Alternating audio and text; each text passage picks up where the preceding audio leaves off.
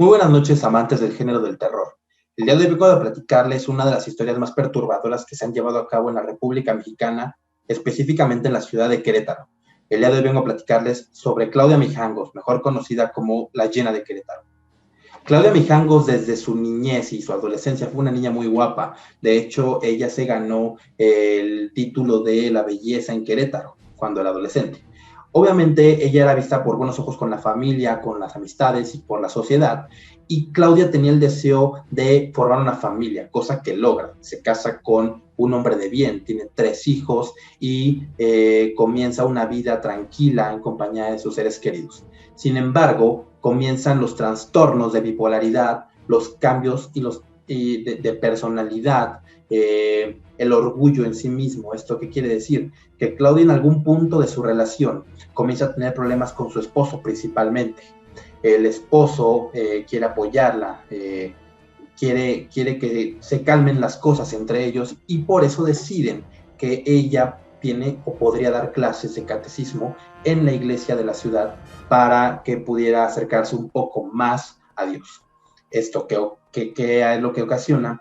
Claudia llega a dar clases ahí y conoce al sacerdote del sitio, el padre Ramón. El padre Ramón busca intereses íntimos con Claudia y empieza a corromperla.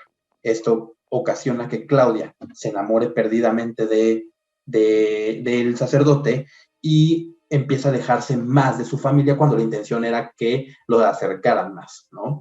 El sacerdote comienza a tener amorío con Claudia y el esposo se da cuenta. Sin embargo, el esposo quiere ayudarla, quiere acercarse a ella y quiere recuperar su matrimonio.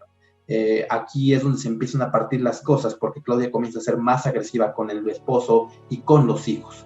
Llega la noche del 23 de abril de 1989, después de un día donde el esposo se lleva a los hijos a convivir, los lleva a casa de Claudia, le pide el divorcio y es aquí donde Claudia le dice que se va a arrepentir y azota la puerta en su cara. El esposo se va y, según testimonios principalmente de la amiga de Claudia, recibe una llamada a las 2:30 de la mañana y escucha a Claudia gritar, desesperada, con una voz muy diferente. Según los testimonios, la voz cambió completamente, donde ella le decía que Mazatlán se iba a hundir y que Querétaro estaba bajo el dominio de ciertas fuerzas. La amiga no entiende lo que pasa y le comenta que la va a ir a ver al día siguiente para ver qué sucede. Pero a la mañana siguiente llega la amiga a casa de Claudia y se encuentra con el horror absoluto. Claudia había masacrado a sus hijos, a un niño de 6, a una niña de 9 y a la mayor de 11. Todo esto con arma blanca. Las paredes de la casa se pintaban de un tono rojizo y el escenario era perturbador. Pasa lo que tenía que pasar, llegan las autoridades y arrestan a Claudia. Y en el interrogatorio Claudia cambia el chip completamente y se levanta esposada diciendo y gritando que tiene que ir por sus hijos al colegio. Es aquí donde las autoridades le refrescan la cabeza y le comentan todo lo que ella hizo.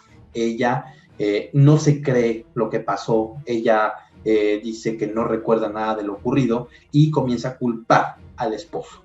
El esposo obviamente cuenta el testimonio junto con la amiga y, avanzados los meses de investigación, se da por concluido que Claudia fue la que asesinó a sus hijos. Ella misma delató que escuchaba voces que le decían que sus hijos eran demonios, que lo querían alejar del sacerdote y que la querían alejar de una relación hermosa. Esto se conoce como el efecto Difeo, que explicaré al final del video. Pasa lo que tiene que pasar, Claudia es recluida en Querétaro y en el año 91, la trasladan a uno de los reclusorios más importantes de la Ciudad de México, donde pasa 30 años encarcelada. Hace 2 años sale ella en libertad bajo la tutela de su sobrina. Aquí el efecto Difeo es Ronald Difeo, mejor conocido como la historia de Amityville, escuchaba que las voces le decían que matara a su familia, voces demoníacas, y obviamente esto fue lo mismo que ocurrió con Claudia Mijangos, logró su objetivo.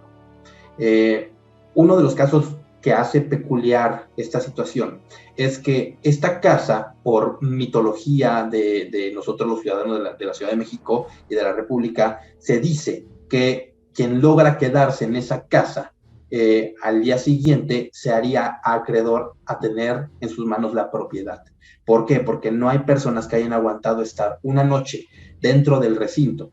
¿Por qué? Porque se escuchan gritos, voces de niños, la gente que ha entrado a hacer exploración urbana, porque lo han hecho, se ha sentido hostigada, se ha sentido mal, se han sentido agredidos.